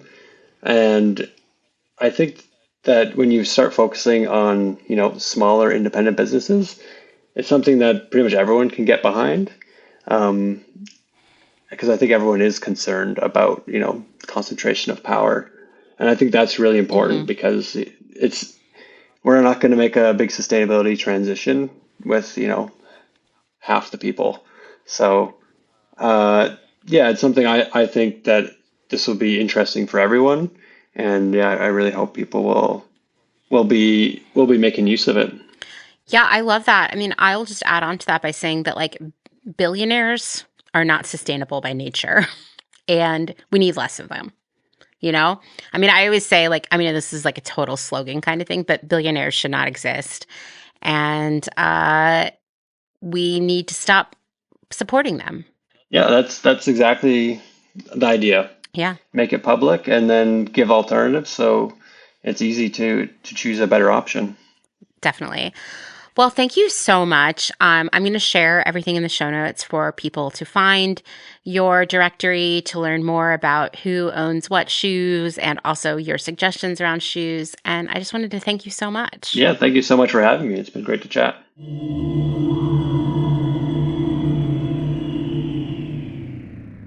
Thank you so much to Ariel for spending some time with us. I urge all of you to go check out Cobbled Goods, for one, to see the Billionaire boycott list. And like I said in the intro, get ready to be shocked by some of those shoe brands because it was really illuminating for me. And it has changed my opinion on the shoes I want to buy and wear in the future. And more than ever, how important it is to make the shoes I currently own last as long as possible. And I'm also just going to throw in here, I am a huge, huge fan of repairing shoes, just like I'm a huge fan of repairing clothes. And while many of us can learn to mend and repair clothing at home, maybe not the more complicated jobs, but we can put on buttons and things like that. Shoe repair is a little bit more complicated. I have definitely, trust me, this household always has a bottle of shoe goo. I guess it's really more of a tube of shoe goo around for simple glue repairs. But honestly, some of the best money you're ever going to spend is taking your shoes to a cobbler to be repaired.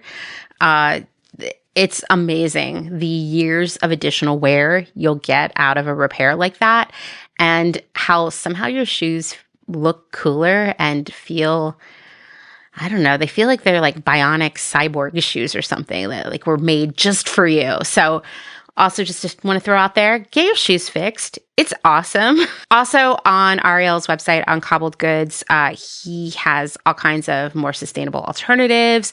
He has resources for finding secondhand shoes and so much more information. I have always found shoes, in my experience, to be the most challenging piece of the slow fashion way of life because, as we talked about earlier, shoes are a dirty business, right? And I think that in the world of shoes, we cannot let perfection stand in the way of just progress, as we talk about all the time here. And I think sometimes it's just like, hey, buy less shoes, try to make the best decisions about where and when you buy them, and make the shoes last. That's the ticket to slow fashion footwear. I will just say all the work on Ariel's site is super valuable, so go check it out. Speaking of valuable work, now is the time where I remind you once again, the seemingly small things you do every day, like take care of your shoes, are very important. They're super radical, and they are most definitely making a difference. Even when that day's media cycle feels overwhelming and massive and soul-crushing and hope-destroying and whatever else, because certainly I have been through it every day this year and in previous years with all of you. I'll tell you, this morning, like I said, I woke up super early to record before the sun started its nefarious, evil, burning work. No, JK.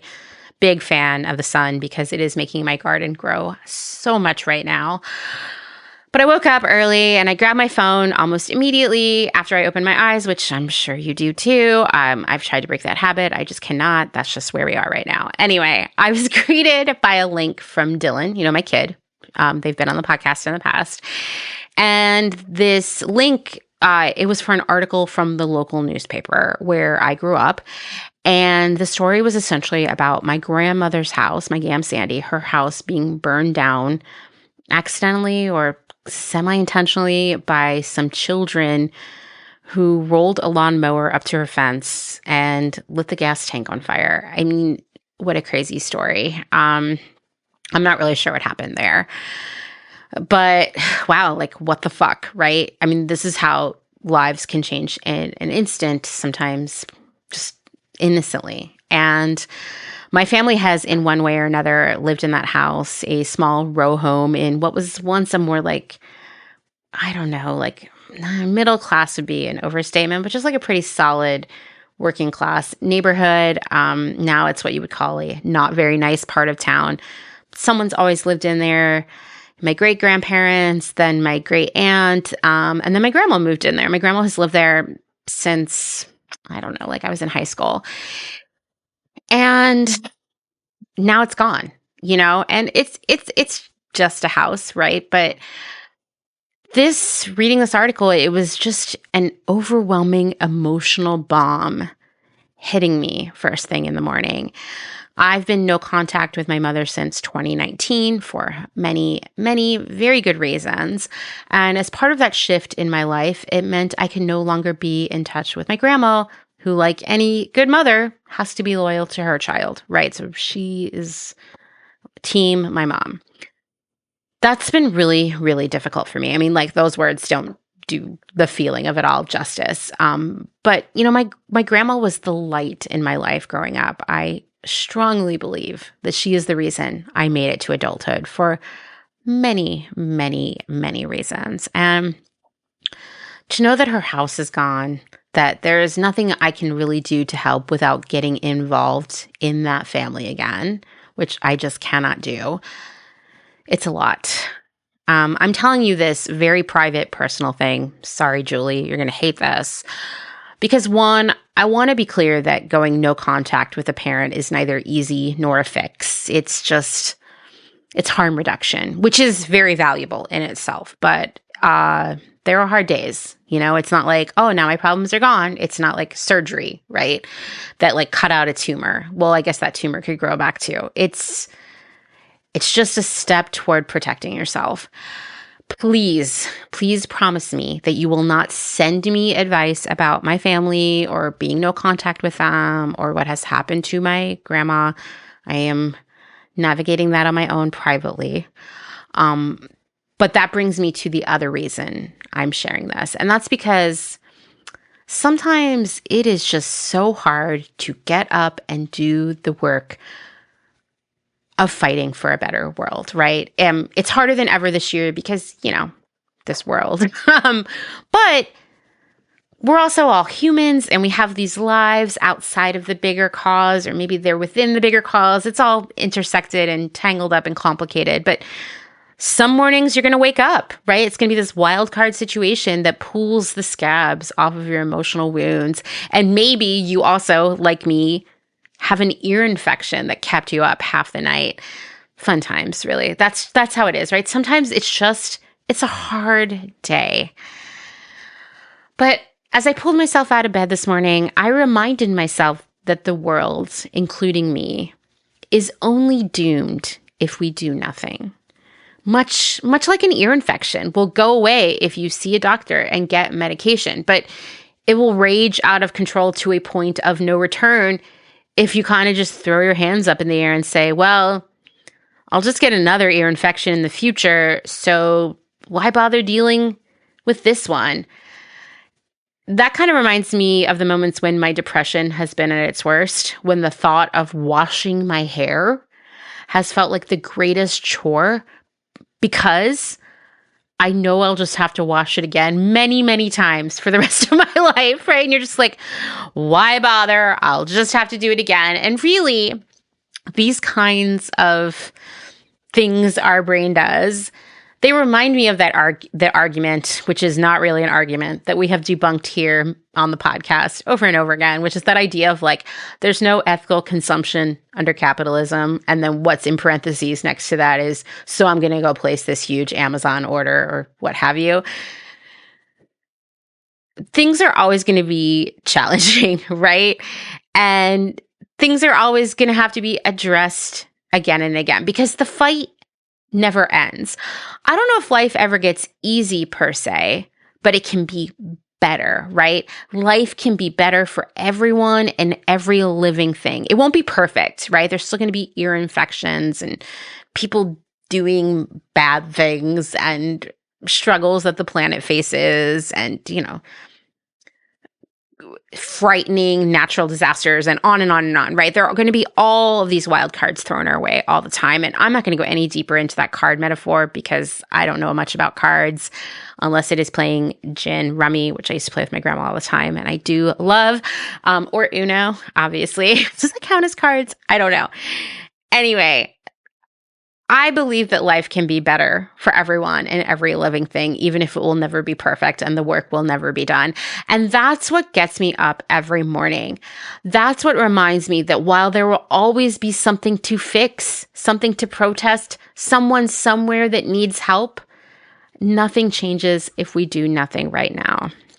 So this week, Rebecca of Old Flame Mending, she was an early guest on Clotheshorse. I think it was a 3-part series about mending.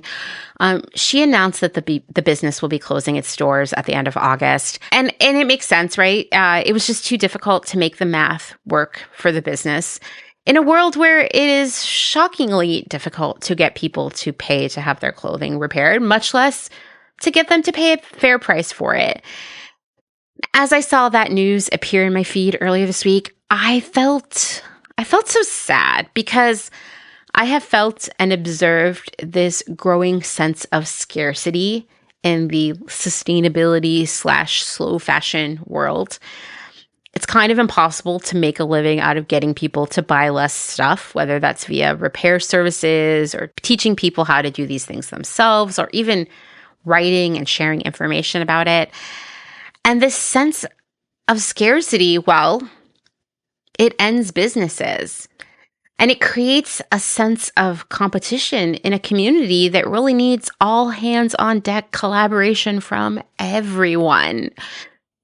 I'll tell you, there's a very well-known person in the world of sustainability. I'm not going to name this person, but they've been blocking all of us who share information and education on social media about this kind of stuff because they feel that because they talked about it first, that the rest of us are copying them by talking about it now. And here's what I have to say about that. Yes, there's a scarcity of money and paying work in this space. I am only able to do Clotheshorse because I also work a full-time job that supports me and pays my kids' tuition and buys a lot of cat food. It's a difficult balance, and there are many, many days where I can't make the basic math of time work in my favor. But this is important to me for all of the reasons I explained earlier, and so I want to make it work, right? Yes, while there is financial scarcity in the world of slow fashion and of building a better future and of standing up for what is right, there is, believe it or not, no money to be made there. And maybe that's okay, but maybe that's also a problem because so many people work so hard for free. I don't know how we fix that. But here's what I'll tell you. Despite that financial scarcity, there is an abundance of people and passion and community and care. And that means there's also an abundance of power and the strength of many rad, smart, passionate people working together toward a common goal. That means change can happen if we stick with it. And what and how we do that along the way might change, but what remains consistent is that we are there doing it, and we need everyone to join us and doing this. There is no such thing as too many people working to make the world better. No such thing. We need everyone involved. So back to Old Flame Mending closing up shop makes me really sad. And I want to share what I commented on Rebecca's post about closing. I said, I don't see this as an ending at all.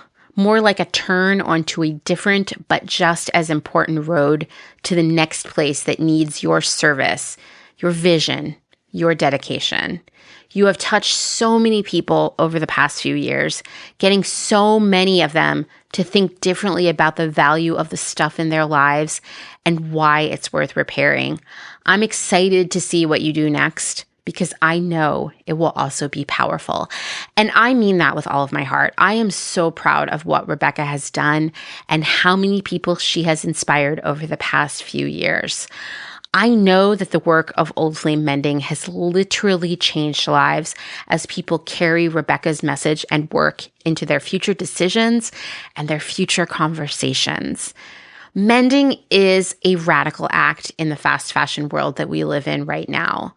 What Old Flame Mending was doing was more than just repairing clothes. It was making a political statement against hyper-consumerism and quasi-disposable clothing, and it was showing people the work, the skill, the talent of sewing. I'm so proud of all of you who wake up every day ready to actively do good things for the world around you. Even when it is difficult and scary or too hot outside or your ear hurts or your family is just like breaking your heart, you get up and you do it. And fighting for a better world, by the way, it comes in many forms. And some of them are more high touch than others. And some of them happen more often than others. And some of them maybe you can't do, but you can do others. And these are all valid, right? protesting, calling and emailing your elected representatives, getting food, books, and healthcare to our communities, educating others, speaking up, boycotting, donating, running for office, voting, shopping local and small. This is just the beginning of the long list of things that you can and are already doing. As I've been saying a lot this year, I believe in you. I believe in me, and I believe in us. Let's keep doing what we're doing because they will get better. Thanks for listening to another episode of Clotheshorse, written, researched, edited, hosted, all the things by me, Amanda Lee McCarty. If you like what you heard, please leave a rating, a review, subscribe, tell your friends, all those things. They're all really powerful for getting more people to hear Clotheshorse. If you'd like to support my work financially, there are many ways you can do that. That's all linked in the show notes and in my profile on every social media platform. It's there. And also just wanted to add that I have right here on my desk a box of 2 bumper stickers that I had made that are based on the fake billboards that I've shared on Instagram in the past. Those will hopefully go live on the site in the next day or 2. I just need to find some time, but I'm excited for you to see them. So go check out the other merch in the Clotheshorse shop if that's something that appeals to you. One last thing I just want to tell you all is that there will probably not be an episode for about 2 weeks. Now, episodes this summer have been pretty chaotic and are coming on different days, etc. And it's a wide variety of reasons. One is like we've been having some really brutal weather. So we've had power outages and other issues like that, internet outages, things like that make it hard for me to make Clotheshorse. But also there's just a lot of stuff going on for work with me right now and in my personal life, and I'm trying to keep a balance. The next 2 weeks, I'm actually going to be doing a ton of research and writing for the next set of episodes, which are pretty writing intensive. I may get one together for next week, but I wouldn't count on it. And that one's going to be all about our relationship with brands and kind of the illusion of brands and why we need to break up with that idea of like brands as people that we have commitments and loyalty to. Yeah, just a really light topic. So anyway, I might have that for you next week. It might be a couple weeks. I'm also in 2 weeks going to go to the beach with Dustin for a couple days where I hope I'm going to read a ton of books and maybe eat some ice cream. And I don't know, I kind of want to go on a lazy river. We'll see. There will definitely be miniature golf. So just a couple weeks off and then I'll be back. It's kind of, to be honest, the summer is kind of a slow season for podcasts because 1, people are out doing other things other than listening to podcasts. And 2, it's a little bit harder to get guests because guess what? People are out doing fun shit because it's the summer. So this is going to be a little weird this summer. We'll get through it together. We're also coming up on the 5-year birthday of Clotheshorse in July. And I'm trying to think about what that means and what we'll do for that. But lots more cool stuff coming. I'm really excited about the things I'm working on. Just know some of them are really labor intensive and take a little bit longer, but will be worth the wait. Okay, that's all for this week. The last thing we'll just say here is thank you to Mr. Justin Travis White for our music and audio support, and I'll talk to you soon. Bye.